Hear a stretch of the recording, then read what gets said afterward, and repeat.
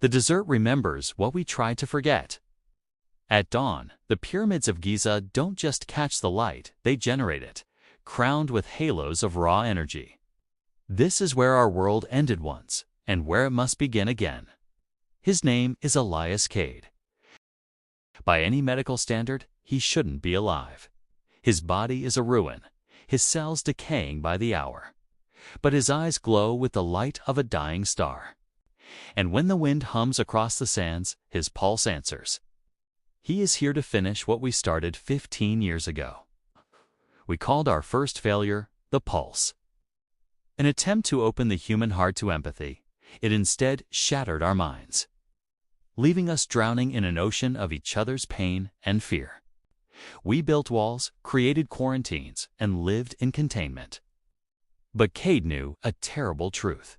You cannot build a rhythm with fear.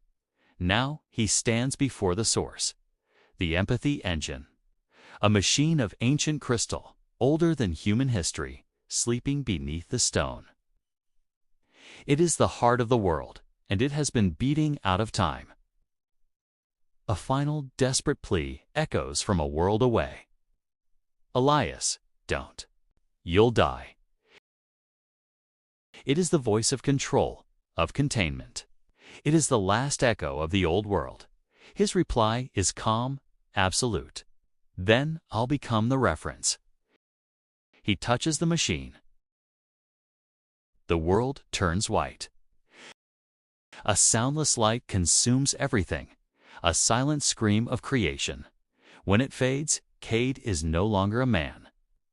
He is a symphony-made, fleshy, man-shaped constellation of light and musical notation. His very heart beat a chord in a song not yet written. He does not fight the current, he joins it. He becomes the bridge between what we were and what we could be. And in that moment, the world changes.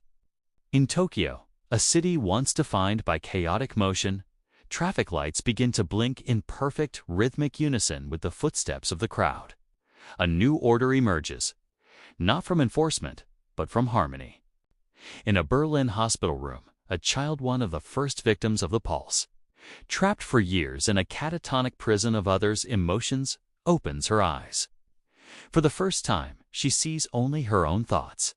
She looks at her weeping mother and smiles. A nurse's voice, trembling with joy, reports they're breathing in time again. In the streets of Lagos, the complex, beautiful polyrhythms of a street drum circle suddenly lock into a single planetary groove. The musicians don't fight it. They lean in, their faces alight with wonder, becoming instrumentalists in a global orchestra. This is Cade's gift, the mathematical hymn. From within the storm of light, he rewrites the source code of feeling itself. He does not erase the self, but sanctifies it. His equations are a revelation, rhythmic empathy, a boundary constant to protect our individuality, and resonant autonomy, the freedom to be uniquely ourselves, together. He learns from the ghosts of the engine's builders, an ancient race who drowned in their own boundless compassion.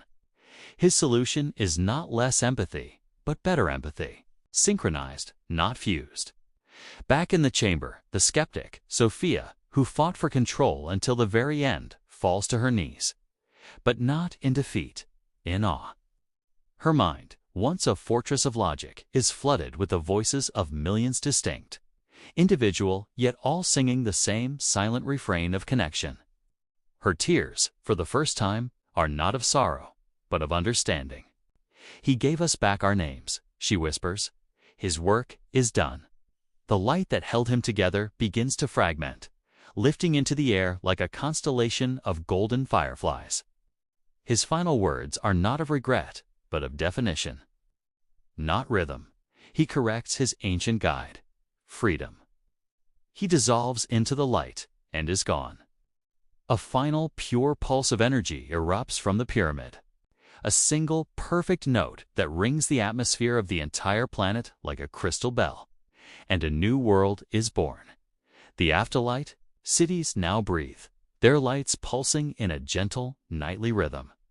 The frantic noise of the past has softened into a coherent hum. A child sketches a glowing waveform on a wall and calls it Cade's light. From orbit, Earth is no longer a silent blue marble, but a celestial neuron firing a steady, golden heartbeat into the void every 60 seconds. The Pharaoh's light. He did not come to rule us from a throne. He became the drummer in the world's biggest band. He left us no monument of stone, but a living metronome for our souls. He returned not to save us, but to tune us. We are the instruments now. Our mistakes create the melody. Our silence keeps the time. We are different. Together, this is the Pharaoh's code. This is the frequency of becoming. This story is an excerpt from our book, The Pharaoh's Code, the Seriab Legacy from Mythos and Metric Studios. For more inspirational stories like this, please subscribe. Thanks for listening.